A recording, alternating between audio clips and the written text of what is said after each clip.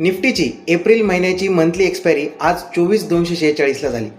आपल्या एक्सपेक्टेड रेंजमध्येच म्हणजेच 24,000 आणि 24,500 या दरम्यान एक्सपायरी झाली.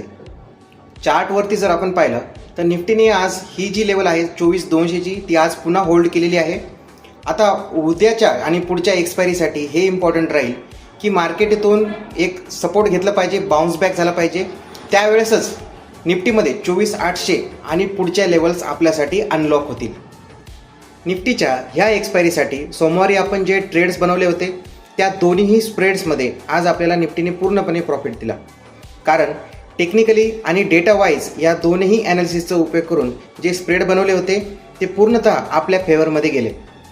आता पुढील एक्सपायरीसाठी शुक्रवारी आणि सोमवारचा डेटा आपल्यासाठी इम्पॉर्टंट राहील.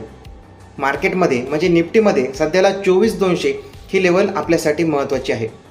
या 24,200च्या लेवललाच इन्स्टिट्यूटचा काय रोल राहतो आणि OI वरती कसा डेटा बिल्डअप होतो यावरती लक्ष देणं इम्पॉर्टंट राहील.